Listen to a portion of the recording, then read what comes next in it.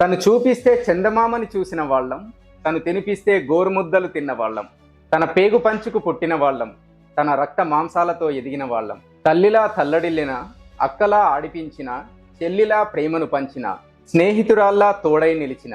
అది ఆ శక్తికే చెల్లుతుంది. ఆ శక్తి స్వరూపమే స్త్రీమూర్తి, మహిళ. తనకు సెలవులే లేని సంవత్సరాలు, ఆదివారాలే లేని అదనపు బాధ్యతలు, భూదేవంత సహనం కూడా గట్టుకొని గంటకో నేరాన్ని చూస్తున్న నారీమణులు. అలాంటి మహిళల్ని ఎంత తక్కువ చేసి చూసినా ఎందులో తక్కువ అవుతారు చెప్పండి. ఇక్కడ సూర్యుడి కన్నా ముందే నిద్రలేచి వాకిలి శుభ్రం చేసేది వీళ్లే. అక్కడ దేశాన్నే పరిపాలించేలా పదవులు చేపట్టిన ఇందిరాగాంధీ, ప్రతిభా పాటిల్, ద్రౌపది ముర్ములు వీళ్లే. 9 నెలలు మనల్ని గర్భంలో మోసిన మాతృమూర్తులు వీళ్లే. ఒక కరుణం మల్లేశ్వరి, మేరీ కోమ్లా రంగంలో దిగిన బలశాలులు వీళ్లే. వీళ్ళని ఎందులో తక్కువ అందాం చెప్పండి. ఇక్కడ కిచెన్ లో గరిట తిప్పింది వీళ్లే. అక్కడ కిరణ్ బేడి ఐపీఎస్ లా దుర్మార్గులను పరిగెత్తించింది వీళ్లే. ఇక్కడ కుటుంబమంతటికి ఆకాశమంత ప్రేమను పంచింది వీళ్లే. అక్కడ సునీత విలియమ్స్ లా అంతరిక్షంలో పరిశోధనలు చేసింది వీళ్లే. ఇక్కడ పని పాటల్లో కూని రాగాలు వీళ్ళవే. అక్కడ భారతరత్న లతా మంగేష్కర్, ఎంఎస్ సుబ్బలక్ష్మిలా అమృత గానాలు వీళ్ళవే. ఇక్కడ కోపమొస్తే ఒంటి కాలుతో లేచేది వీళ్లే. అక్కడ పంతానికొస్తే ఒక అరుణిమా సిన్హాల ఒంటి కాలుపై ఎవరెస్ట్ ఎక్కేది వీళ్లే. వీళ్ళని ఎందులో తక్కువ అందాం చెప్పండి. ఇక్కడ అద్దం ముందు అందానికి మెరుగులు దిద్దేది వీళ్లే. అక్కడ మహానటి సావిత్రి, ఐశ్వర్యరాయ్ల అభినయంతో మెప్పించేది వీళ్లే. ఇక్కడ కూరల్లో ఉప్పేసేది వీళ్లే. అక్కడ కూలీల్లా వరినాట్లు వేసేది వీళ్లే. ఇక్కడ మనల్ని ఒడిలో పెట్టుకొని తొలిమాటలు పలికించేది వీళ్లే. అక్కడ బడిలో సావిత్రిబాయి పూలేలా అక్షరాలు దిద్దించేది వీళ్లే. స్త్రీలు ఎక్కడ లేరు చెప్పండి. బిజినెస్, స్పోర్ట్స్, సినిమా, కళలు, సైన్స్ అండ్ టెక్నాలజీ అన్నింట్లో వీళ్లే. పొలంలో నాట్లు వేసే దగ్గర నుండి నాసా సైంటిస్టుల వరకు ఎక్కడైనా వీళ్లే. అక్కడ యుద్ధరంగంలో చివరికి ఫైటర్ జెట్ విమానాలు కూడా నడుపుతున్నారు. అవని చతుర్వేది, భావనా కాంత్, మోహనా సింగ్. అది కదా స్త్రీశక్తి. కంటెంట్లోకి వెళ్లే ముందు ఒక్కసారి సబ్స్క్రైబ్ చేయని వాళ్ళు ఎవరైనా ఉంటే సబ్స్క్రైబ్ చేయండి. ఇక కంటెంట్లోకి వెళ్దాము. మీ స్పాట్ లైట్ ప్రవీణ్.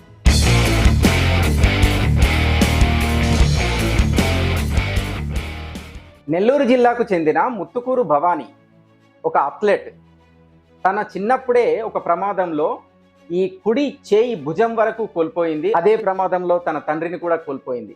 తన పూర్తి కుడి చేయి లేకున్నా కూడా అథ్లెటిక్గా ఎన్నో పథకాలు సాధించింది. 2 ఇంటర్నేషనల్, 16 నేషనల్ మెడల్స్ సాధించింది. అది కాదా స్త్రీశక్తి. ఇప్పుడు ఆడవాళ్ళు ట్రైన్స్ కూడా నడుపుతున్నారు. జార్ఖండ్కి చెందిన 27 ఏళ్ల రితికా టర్కీ అనేటువంటి మహిళ వందే భారత్ ట్రైన్ కూడా నడుపుతుంది. ఇంకా చెప్పండి ఎందులో తక్కువ అందాం. ఇన్ని రకాల పనుల్లో భూ ప్రపంచమంతా నిండిపోయిన వీళ్ళకి నిజంగా ఈ రోజుకి సంపూర్ణ స్త్రీ సాధికారత లభించిందా? స్త్రీ సాధికారత, ఉమెన్ ఎంపవర్మెంట్. అసలు స్త్రీ సాధికారత అంటే ఏమిటి మరి?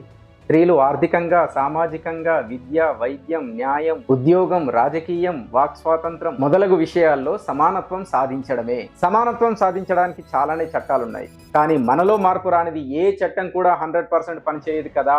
1961లో వరకట్న నిషేధ చట్టం వచ్చింది. కానీ మహిళలే అంతరిక్షంలోకి వెళ్తున్న ఈ కాలంలో కూడా ఎన్ని వరకట్న వేధింపులు జరగట్లేదు చెప్పండి. ఇంకా మనందరి దృక్పథంలో మార్పులు రావాలి.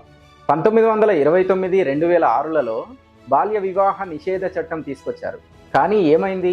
2024 ద టైమ్స్ ఆఫ్ ఇండియాలో ప్రచురితమైనటువంటి ఒక ఎన్జిఓ రిపోర్ట్ ప్రకారం ప్రతిరోజు దేశంలో 4400 వివాహాలకు పైగా బాల్య వివాహాలు జరుగుతున్నాయి. కానీ గత 5 సంవత్సరాలలో కేవలం 3.5 వేల కేసులే రిజిస్టర్ అయ్యాయంట.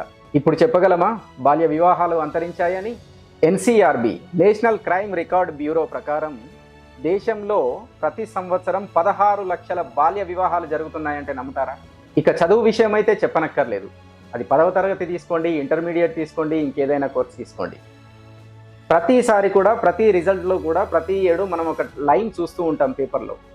ఈసారి కూడా బాలికలదే హవా, ఈసారి కూడా బాలికలదే పై చేయి ఉత్తీర్ణతలో అని చూస్తూ ఉంటాం. అయినా ఏం జరుగుతుంది? బాలికల విషయానికి వచ్చేసరికి వాళ్ళ మేధస్సు, వాళ్ళ తెలివితేటల్ని ఏమీ పట్టించుకోకుండా 12వ తరగతి అంటే ఇంటర్మీడియట్ అయిపోగానే పెళ్ళిళ్ళు చేసేస్తూ ఉంటాం. అంతే.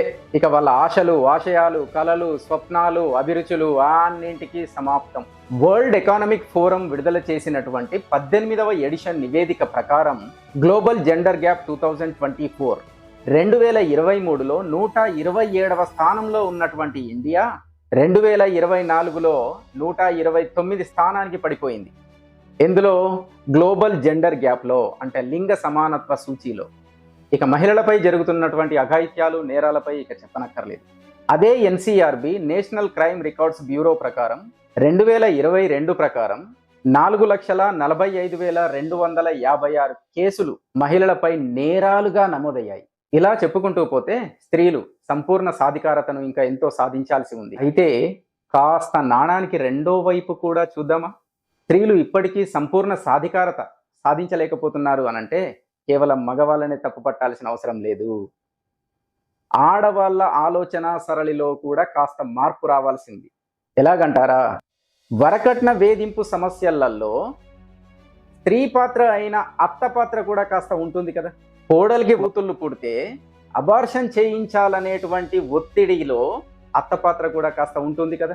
అమ్మాయిలు పై చదువులు చదువుతూ వాళ్లకు నచ్చిన జాబు చేయాలంటే అలా చెయ్యలేకపోతున్నారంటే నానమ్మలు, అమ్మమ్మలు, తల్లుల పాత్ర కూడా ఎంతో కొంత ఉంటుంది కదా. ఇలా ఈ రోజుల్లో స్త్రీ సంపూర్ణ సాధికారతను సాధించలేకపోతుంది అనంటే మగవాళ్ళ పాత్ర ఎంత ఉందో కొంచెం ఆడవాళ్ళ పాత్ర కూడా ఉందనడంలో ఎలాంటి సందేహం లేదు. ఎందుకంటే సమాజం అంటేనే స్త్రీ పురుషులు కదా. ఆ ఇద్దరూ కలిసి స్త్రీ సాధికారతకు ఇంకా ఎంతో ప్రయత్నించాల్సి ఉంది. ఎందుకంటే స్త్రీలంటే ఎవరో కాదు, అప్పుడు మన తల్లులు, ఇప్పుడు మన కూతుళ్ళు. స్వేచ్ఛనిద్దాం, బతకనిద్దాం, ఎదగనిద్దాం. ఈ వీడియో చివరి దాకా చూసినందుకు థ్యాంక్స్. అండ్ ఈ చిన్న వీడియో వెనకాల 5-6 గంటల కష్టం ఉంది. ఇందులో ఆలోచింపజేసే అంశాలు ఉన్నాయి. నిజమే మంచి వీడియో అనుకుంటే కనుక ఖచ్చితంగా లైక్ చేయండి, షేర్ చేయండి, సబ్స్క్రైబ్ మాత్రం ఖచ్చితంగా చేయండి. ఆల్గారిథం ఇవన్నీ కూడా చూస్తుంది.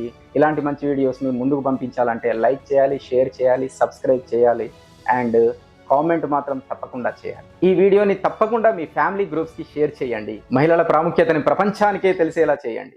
మరొక్కసారి మహిళలందరికీ మహిళా దినోత్సవ శుభాకాంక్షలు.